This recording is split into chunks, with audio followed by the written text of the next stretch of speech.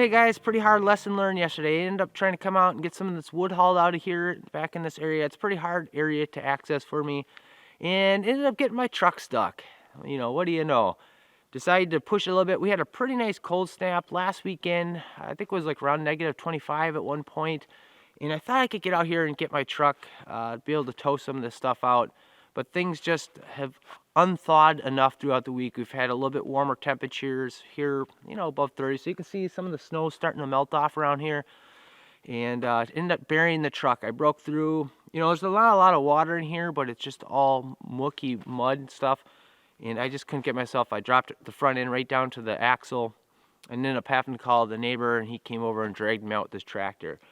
So that has changed my plans a little bit. I was going to save some of these boards for milling projects, but I think that's going to just end up getting cut up into firewood, and I'll find some other trees to save for that type of work.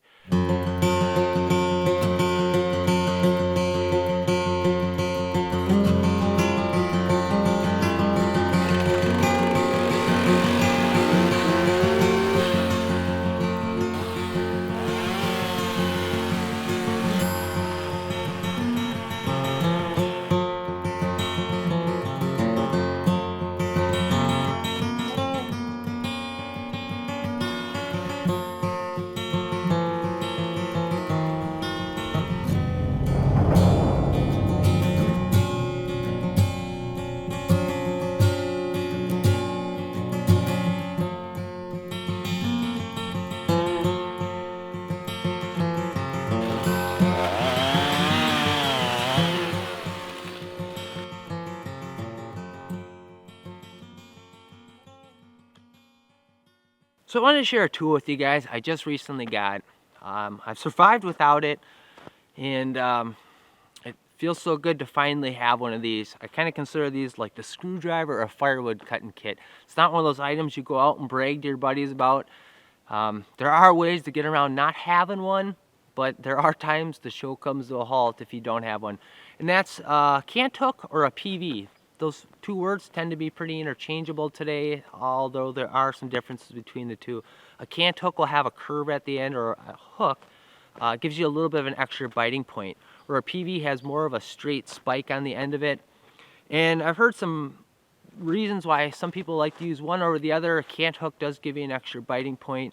A Peavey, I've heard some guys, they'll actually drive the spike in the ground when they're working on hilly areas to help fight against gravity. Also, I've heard some guys like to use them when they tend to stack up a lot of logs and piles. It just helps them grab the particular log a little bit more cleaner. Since I'm not working in hilly areas and generally in pretty open areas, a cant hook just seemed like a little bit better fit for me. I wanted that extra little bite onto the log.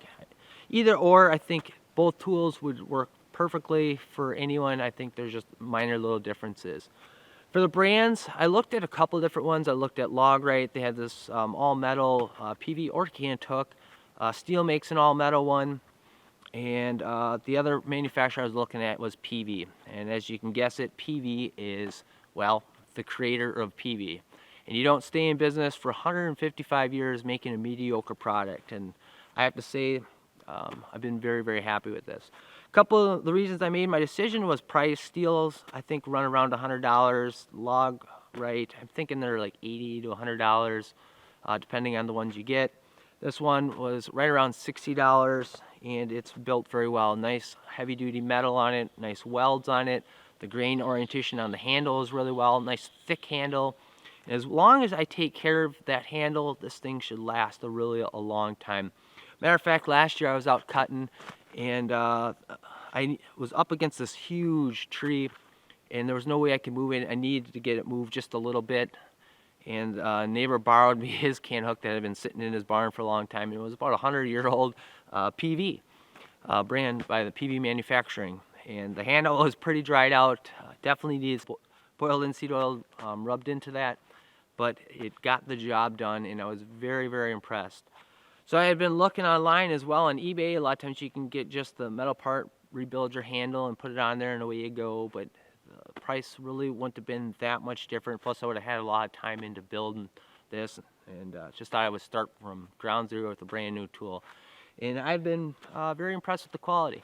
So where I think these tools really come in handy, like I said, is getting some really large logs moved, and the other area is kind of keeping your chain out of the dirt. You're out there bucking logs, you can make your cut go almost all the way through, just don't get your chain into the dirt, roll your log over and make your finishing cuts.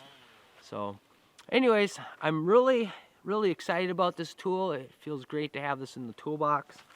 Like I mentioned, I've been able to survive without it. I've used long poles before. I've also had to borrow other people's, but it feels really good to have this in the toolkit now. So thought I'd share it with you guys. If you're not aware of it, it's a very nice tool to have when you're out cutting wood, and especially as you start aging. Saves your back and your boots and legs a lot of kicking and hard physical work. So hope you guys enjoyed the video, and we'll see you on the next one. Thanks for watching.